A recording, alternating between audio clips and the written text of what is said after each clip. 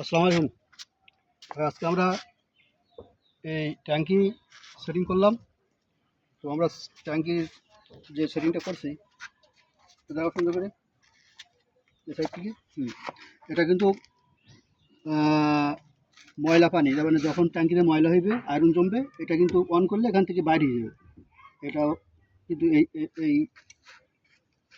এটা কিন্তু এটা কাজ এটা। আর এটা হলো আমাদের মূল বাথরুমের লক সিস্টেম। এখানে এটা তো দিয়েছি। আমরা এখানে দিয়েছি গ্যাস পাইপ।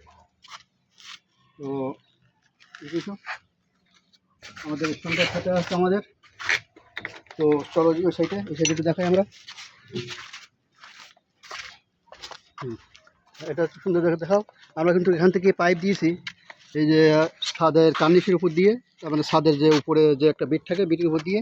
তো এই বিটের উপর দিয়ে পাইপটা থাকলে কি হবে, ছেলেপিলে বা ছোটো ছোটো বাচ্চারা এসে পা দিলেও ভাঙবে না পাইপটা। এক।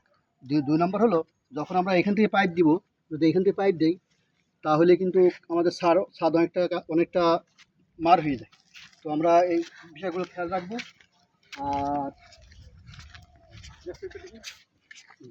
আমরা এখানে আর একটা বাথরুম আছে, আমরা কিন্তু এখানেও একটা গ্যাস পাইপ উঠাই দিচ্ছি। তো আমাদের গ্যাস পাইপটা উঠে চলে গেছে। আর এখান থেকে আমরা একটা ট্যাপের জন্য লাইন করে রাখছি, এখানে ট্যাপ দেওয়া যাবে।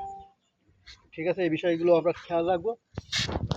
এই বিষয়গুলো খেয়াল রাখলে আমাদের কাজের মান অনেক ভালো হবে। আমরা চেষ্টা করি আমাদের কাজের মানটা ভালো করে করার জন্য। ঠিক আছে, রাখি এই পর্যন্তই। আসসালামু আলাইকুম।